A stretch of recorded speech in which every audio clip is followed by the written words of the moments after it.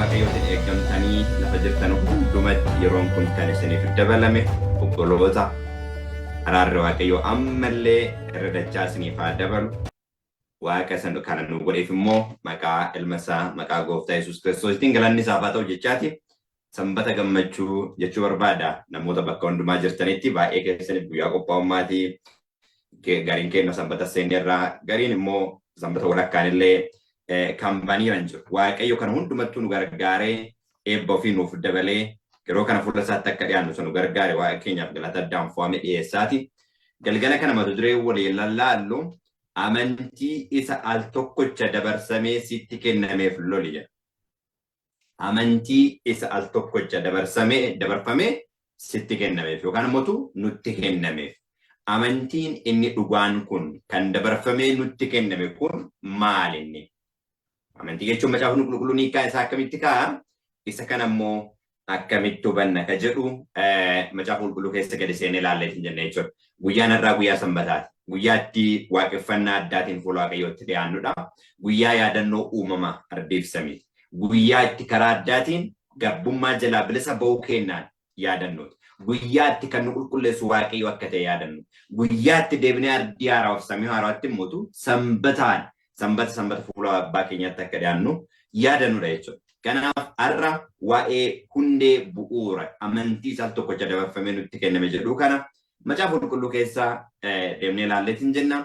Garasitti odoon darbin kadhaadhaan jalqabna. Hundumti keenya fuula waaqayyootti dhiyaannee kadhaadhaan waaqa keenya gaafanneetiin jennan kadhanna.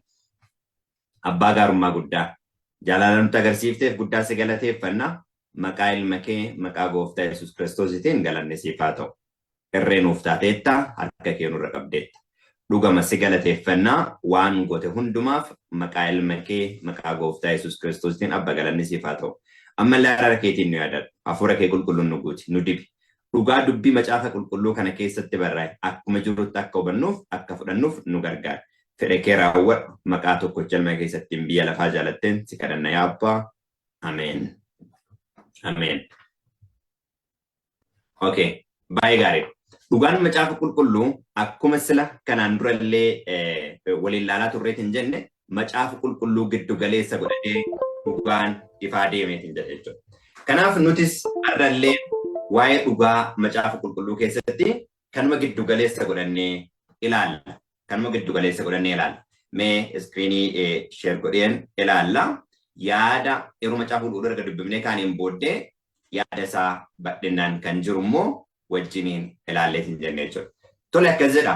Yihudaa macaafa ergaa Yihudaa boqonnaa 1 lakkoofsa 3 jalqaba lakkoofsa 1 lamarrallee yaada jirumee isin dubbiseetiin jedha. Nagaama dhiyeessa waan ta'eef.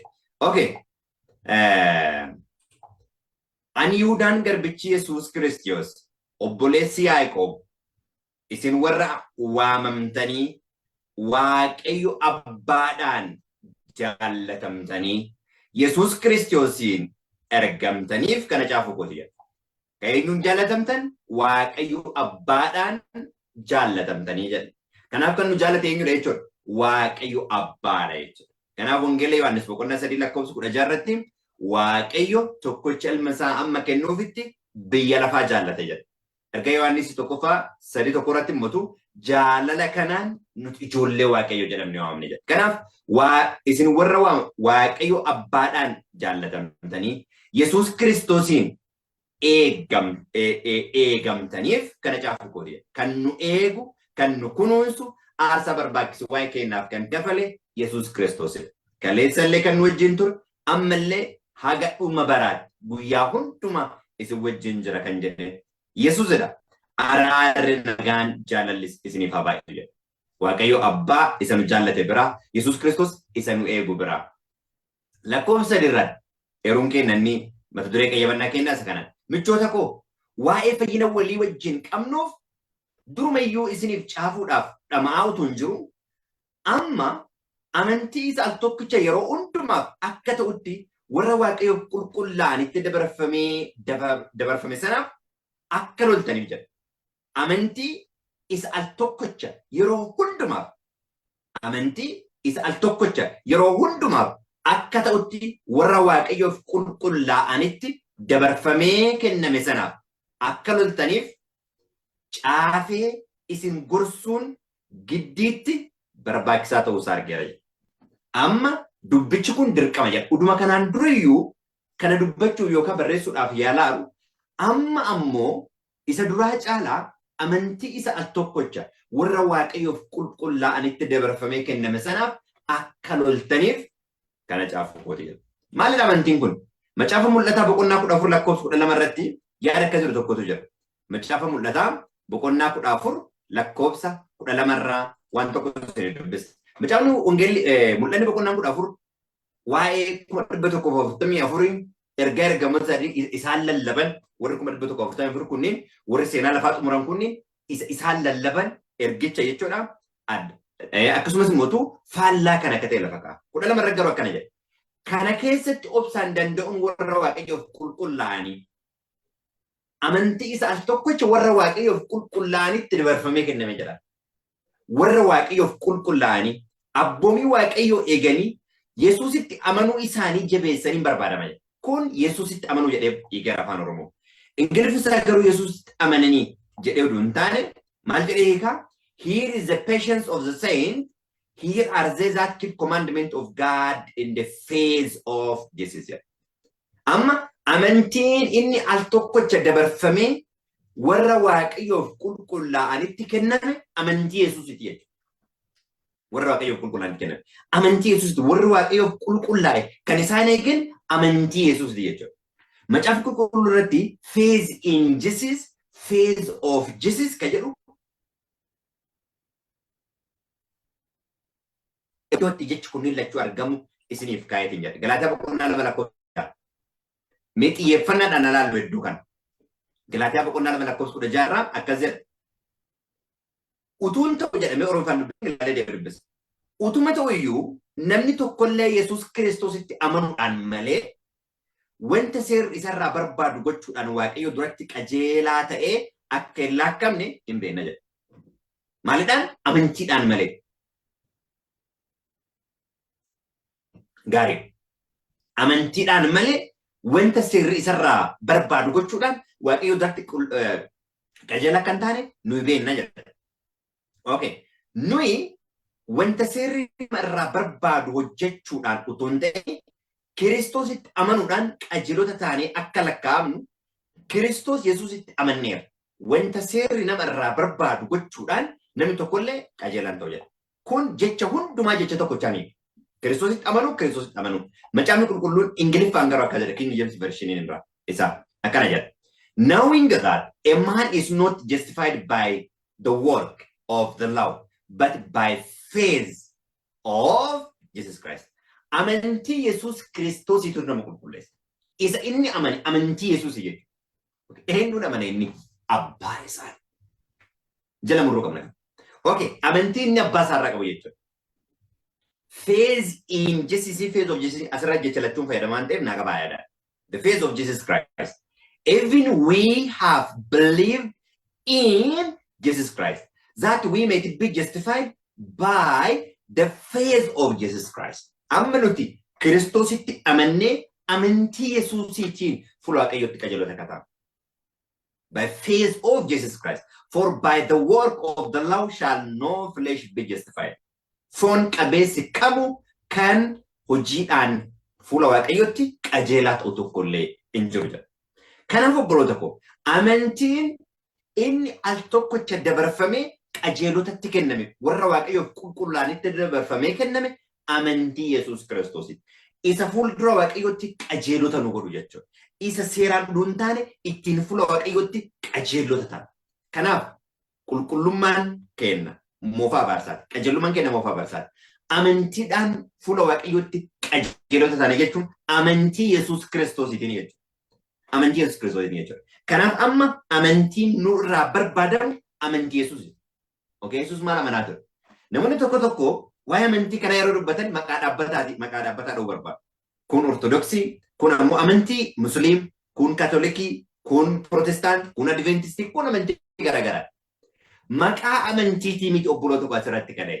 Hidhannaa inni abbaa isaa irratti qabu, amantii inni abbaa isaa irratti qabu kan mul'isuudha kun. Mee amantii jechuun maal jechuudha? Nu'uuf.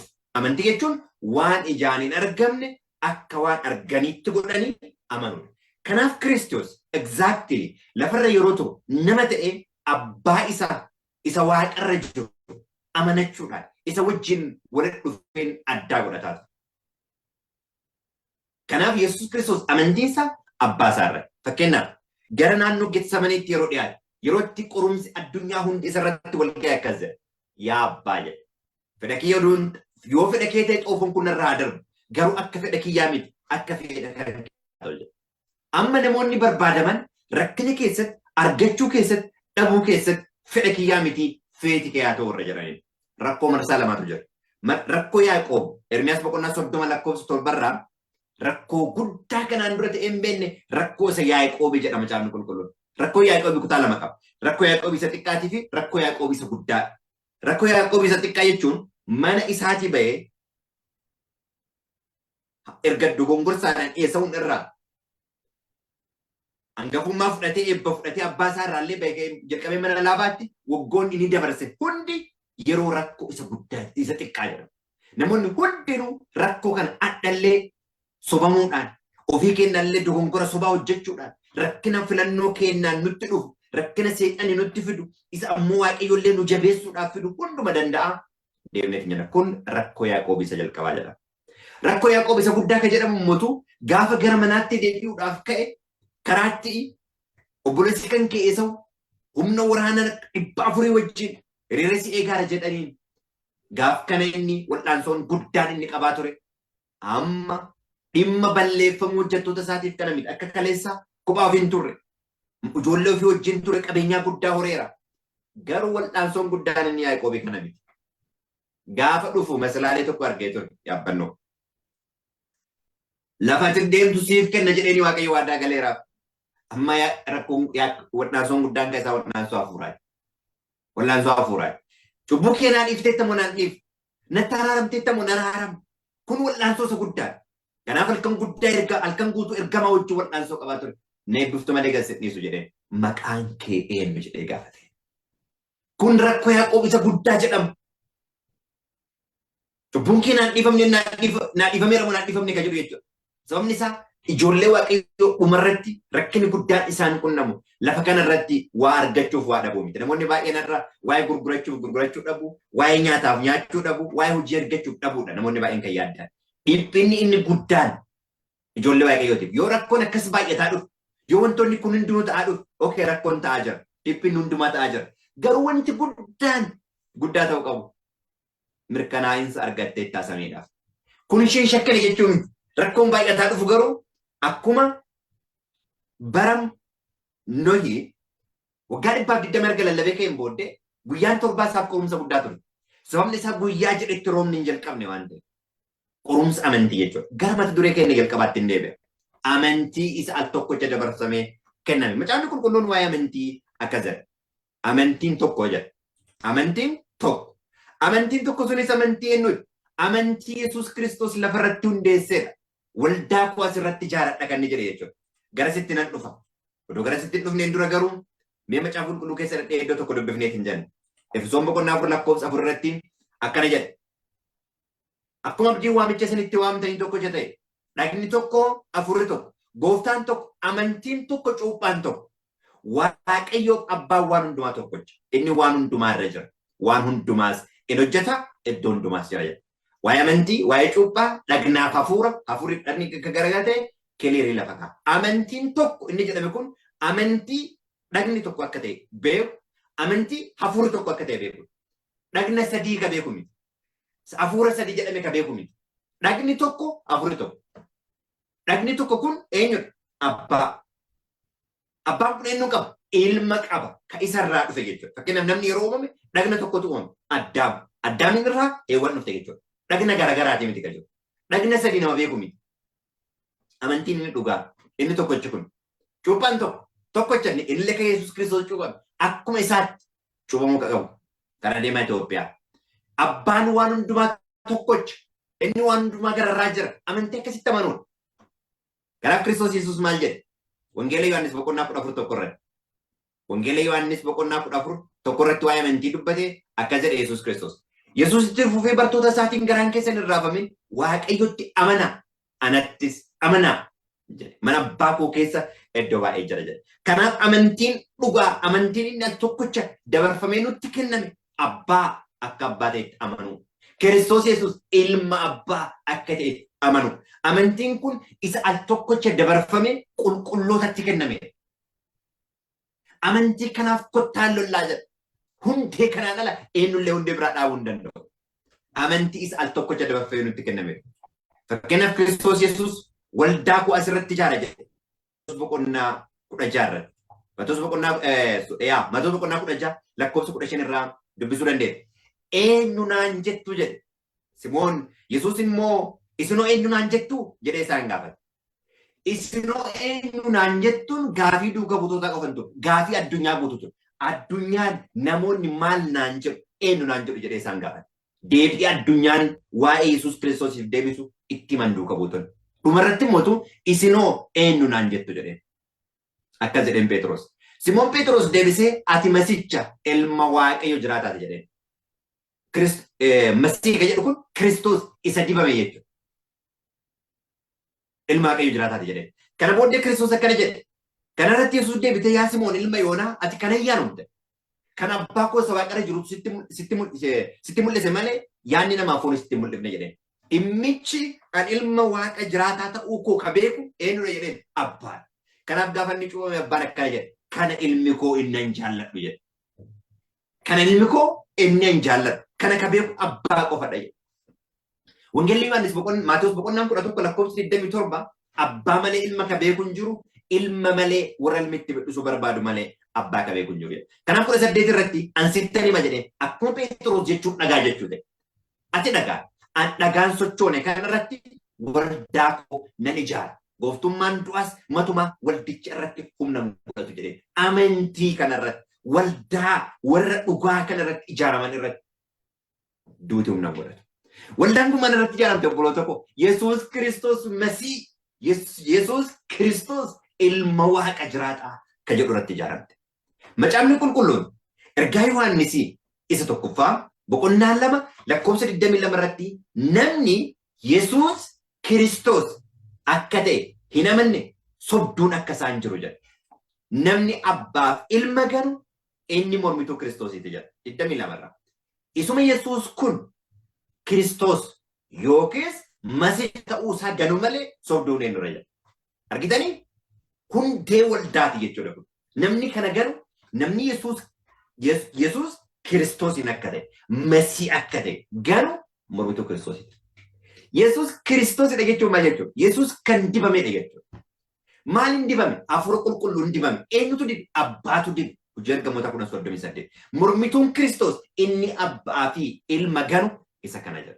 Kanaaf hundeen waldaa Kiristoosii maalirratti dhaabate? Yesuus Kiristoos ilma Waaqa jiraataa kan jedhu irratti dhaabate. Kanaaf amantiin inni al tokkochaaf qulqullootatti dabarfamee kenname amantii isa dhugaa amantii Yesuusi. Isa inni abbaa isaa irraa qabu. Isa duuka buutota inni akkanatti amanaa jedheen jechuudha. Waaqayyotti amanaa anattis amanaa jedheen. Abbaatti akkam goonee amanna? Maal jennee amannaan?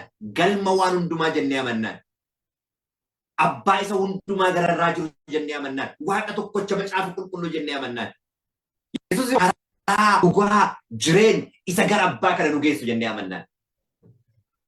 Isa akkas jennee amannaan. Kanaan ala waanti biraa kan itti amannu waanti sadaffaan hin jiru. Dhagni 2 dhagni 3 hin jiru. Dhagna tokkocha abbaa. Ilma abbaa keessa qabe abbaa irraa kan dhalate. Filiphisius boqonnaa 1 lakkoofsa Qolaasiyaas 1:15 irratti uumama hundumaa dura dhalate jedha. Uumama hundumaa yeroo jennu dacheef samii ergamoota waan kamiinuu dura dhalate. Eenyuun irraa? Abbaa irraa. Kanaaf from deathless age jedha kitaaba furaarraa. Amantii isa al tokkochaaf dabarfamee kennameef lolaa jira. Amantiin kun amantii aarsaa nama gaafatudha waan ta'eef. Macaafni qulqulluun kan akkas jedhee kaa. Wangeelii Yohaannis boqonnaa 16 lakkoofsa 1-3 irratti Kiristoos waa'ee kana amanuu baay'ee oduu kana dubbisiniin dura Kiristoosiin dabarsee du'atti kan isa kenne tuqaaleen tokko ijoon dhimma eenyummaa isaatii fi kun immoo dhimma sanbataa akkamitti eeguu qaban gooftaa sanbataa ta'ee dhufee waan isaanitti hime. 18 irraa 17 Yesuus garuu abbaan koo ammayyuu nutti jira. Anis immoo nan hojjedha jedhee isaanitti dubbate. Kana dhageenyaan Yihuudoonni Yesuus seera sanbataa kan cabsatu waa utuu hin ta'in Waaqayyo abbaadhuma kooti jechuu isaatiin ofii isaa Waaqayyo qixxeesseera jedhanii. Argitanii? Ilma jechuun Waaqayyotti qixxaa'eera jechuudha. Maalidhaan? Waaqummaadhaan abbaa wajjin tokkocha akka ta'e mirkaneesseera. Kanaaf Kiristoos waaqummaa Yesuus yeroo dubbannu inni dhugama ilma Waaqayyo akka ta'e hubachuu qaba.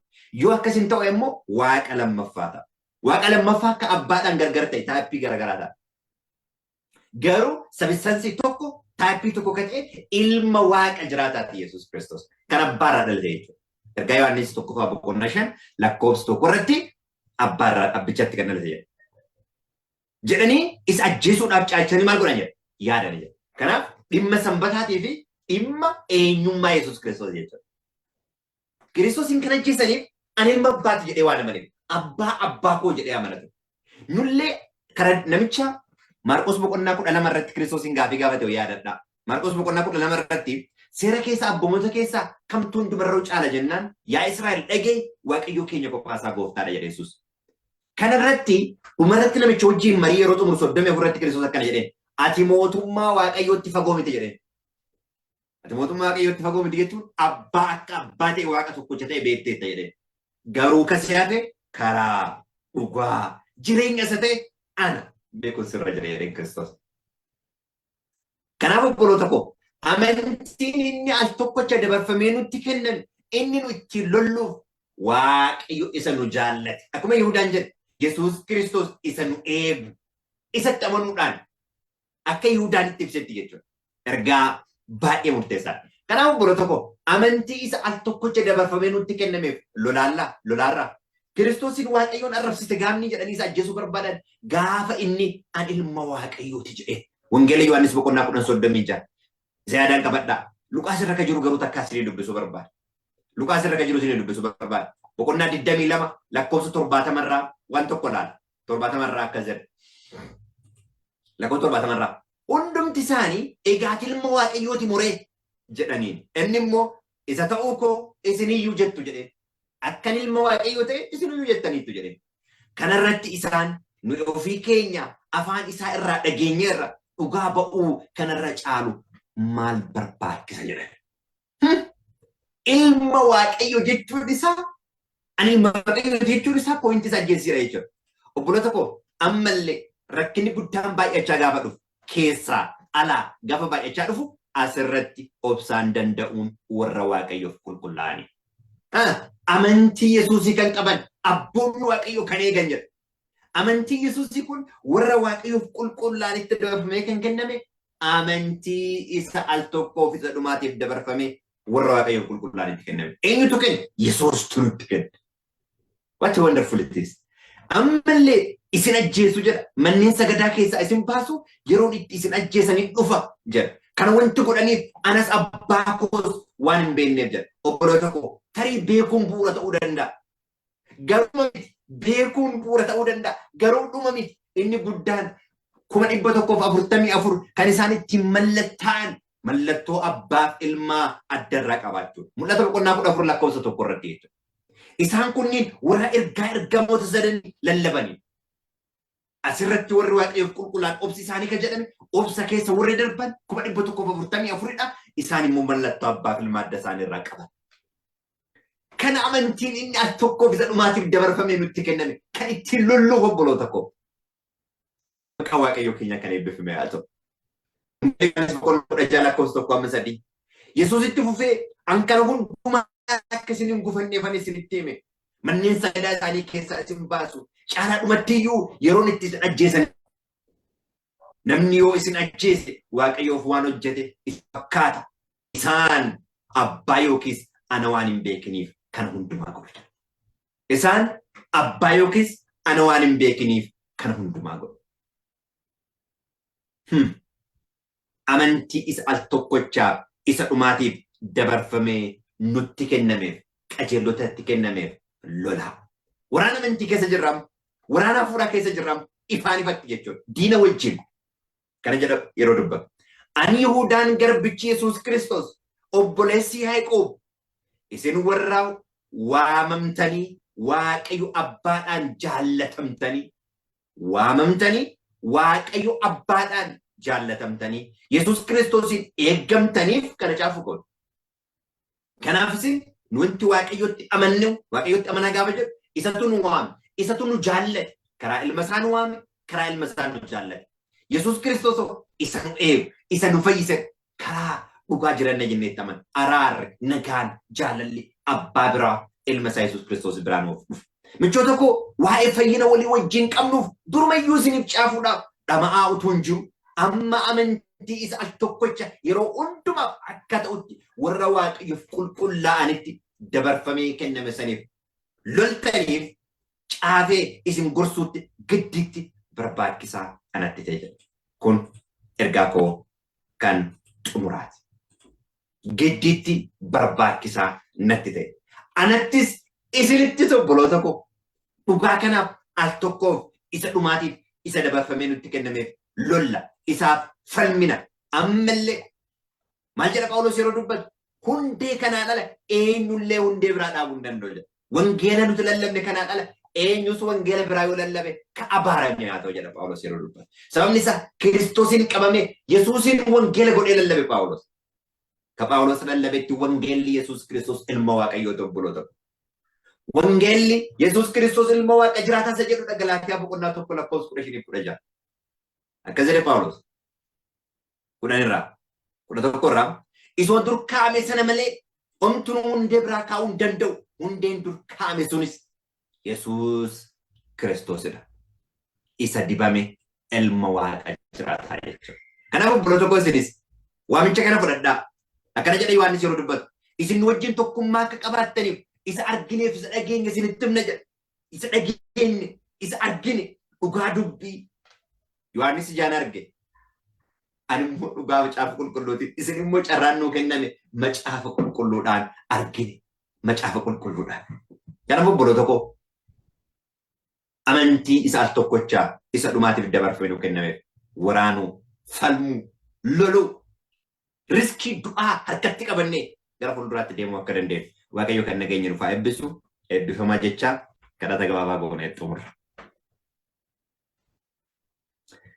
Guddaa si galateeffanna ulfina addaan bahee dabarsinee siif kennina Waaqayyo abbaa keenya jalaa nu jaallatteef harka kee nurra qabdee jiraachuu keenya isa mirkaneessiteef dhugaadha guddaa si galateeffanna karaa ilma kee karaa gooftaa Yesuus Kiristoos galanni siif haa ta'u. Afaan yeroo keenya irratti ati moo'i dhugaa dubbii kan kee irratti ati nu dhaabe. Amantii isa tokkolcha dabarfamee nutti kenname faga dhumaatti loluu akka dandeenyu. Abba sitti amanuu, ilma keetti amanuu, gara keetti hafuura keetiin siquu, jireenya keenyaaf shaakala jalqabaaf isa dhumaa fudhannu nu gargaari. Afaan yeroo keenya irratti ati moo'i. Maqaa tokkocha ilma keessatti biyya lafaa jalatteessi kadhanna yaa abbaa. Ameen.